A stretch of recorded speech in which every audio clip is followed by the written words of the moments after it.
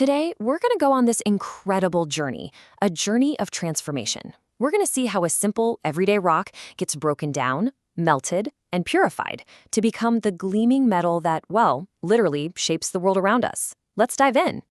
No, really, just take a second. Look around you. How many can you count? Maybe it's the zipper on your jacket, the legs on your chair, that watch on your wrist. Metal is everywhere. It's so fundamental that we barely even notice it. But have you ever stopped to think where it all actually comes from? The answer is probably not what you'd expect. That's right. The slick aluminum in your phone, the steel holding up skyscrapers, the gold in a wedding ring. Every single one of them started out as tiny particles locked away inside a rock that you'd probably just kick out of your way on a hike. And the incredible story of how we get it out? Well, that's metallurgy. So when you boil it all down, metallurgy is the science of convincing a rock to give up the good stuff hidden inside. It's this amazing mix of geology, chemistry, and engineering, and it's been shaping human history for thousands of years. We're talking the Bronze Age, the Iron Age, all the way up to the Silicon Age we're in today. Okay, so first things first, you have to know which rocks to even bother picking up. You can't just grab any old stone and hope to find iron. You need to find a rock that isn't just a mineral, it has to be something way more special. And this is a really critical distinction, and it all comes down to economics. So, for example, aluminum is the most common metal in the Earth's crust. It's in pretty much all clay. But those are just minerals. To actually make aluminum cans and foil, we need a special ore called bauxite, which is packed with 50 to 70% aluminum oxide. It's the only one that makes financial sense. So remember this, all ores are minerals, but not all minerals are valuable enough to be called ores. And, even when you find that perfect ore, it's not pure. It's all mixed up with a bunch of useless junk, sand, dirt, other rocks. All that waste material has this fantastic name, dang. And the very first big challenge is getting rid of all that gang. So this whole cleanup process is called dressing the ore, and it uses some really clever tricks. The simplest way is just washing it. If your ore is heavier than the dirt, a stream of water just washes the lighter stuff away. Easy. For some ores, though, you have to get fancier. There's something called froth flotation, where you mix the ore with pine oil. When you bubble air through it, the metal bits stick to the oily bubbles and float to the top for you to skim off. And of course, if your ore is magnetic, you just run it past a giant magnet. The goal for all of these is the same. Get a much more concentrated, pure ore before we start doing this serious chemistry. All right, now that we've got our concentrated ore, it's time for the main event. I like to call it the Great Metal Heist. This is where we chemically crack open the compound to free the pure metal trapped inside. And just like any good heist, you need a plan that's perfectly tailored to your target. And in metallurgy, that plan all comes down to the metal's, well, its personality. Is it super reactive and clingy, holding on for dear life to other elements?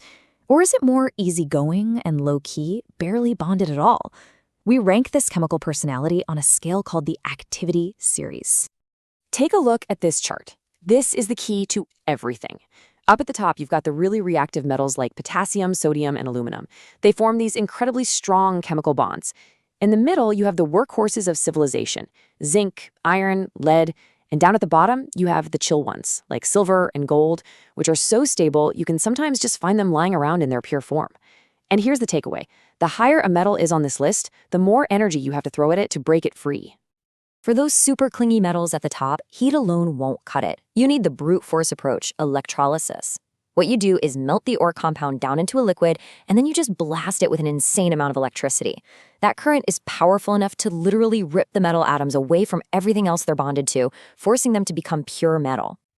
Now, for the metals in the middle, like iron, we use the classic old-school method, smelting. This is what you probably picture with furnaces and molten metal. First, you roast the ore, which basically means you heat it in the air to turn it into an oxide. Then you throw that oxide into a furnace with a reducing agent, usually carbon. The carbon is more attractive to the oxygen, so it basically steals the oxygen away from the metal, leaving you with pure liquid metal. And then we get to the easygoing metals at the bottom. For these guys, the process can be ridiculously simple. Take cinnabar, which is mercury sulfide. The chemical bond there is so weak that all you have to do is heat it up. That's it. The heat alone is enough to shake the bond apart, releasing the mercury as a vapor that you can then just cool down and collect. But even after all that, the smelting, the electrolysis, we're not quite done. The metal we have now is what's called crude metal. It's pretty good, but it still has tiny impurities. And for a lot of modern tech, from high-end electronics to wiring, pretty good just isn't good enough. It needs one last polish. And the most elegant way to get that final purity is with electrolytic refining. So you take a big, thick, impure slab of your metal, say copper, and you call that the anode. Then you take a super thin sheet of already pure copper and call that the cathode. You stick them both in a special chemical bath and flip on the power. And here's the magic. The electric current makes the impure block dissolve, atom by atom. But only the pure copper atoms are able to travel through the solution and plate themselves onto the pure sheet, building it up into a slab of 99.99% pure copper. So what happens to all the junk, all the impurities that were in that crude block? Well, they can't make the journey across, so they just fall to the bottom of the tank and form this gunk called anode mud. But this is not ordinary mud. In copper refining, this sludge is where you find all the other valuable stuff that was mixed in with the original ore. We're talking silver, gold, even platinum. This so-called waste is often so valuable, it pays for the entire cost of the electricity and the whole refining process. So there you have it. We've gone from a rock to a concentrated ore to a crude metal and finally to an ultra-pure final product. This stuff is what builds our entire world. But the fight for that metal, it isn't over. In fact, it never really ends. I mean, we've all seen this, right? You leave a tool out in the rain, it turns to rust. A silver spoon gets tarnished. That beautiful copper roof turns green over time. This thing that happens to all metals is called corrosion, and it's kind of the final chapter in our story. What's so fascinating is that corrosion isn't just random decay. It's literally nature trying to undo all of our hard work. It's a chemical reaction where oxygen in the air conspires with water to basically steal electrons from our pure metal. This forces the metal to oxidize and return to a more stable, lower-energy chemical compound, which is exactly what it was when we found it in the first place, as a rock. But of course, we've got a clever countermove in this fight. Our best defense is alloying. Think about it. Pure iron is actually pretty soft and rusts like crazy. But if we mix in just a little bit of chromium and nickel, we create stainless steel, an alloy that's super strong and fights off corrosion.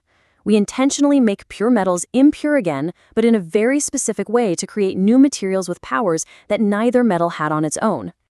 Which brings us to a final thought. We spend just a massive amount of energy to rip these materials out of their natural, stable state in the earth. And then we spend the rest of their existence fighting to stop them from going back. What does this constant, endless battle against nature's own tendencies tell us about our own drive to build, to create, and maybe to last? It's something to think about. Thanks for watching.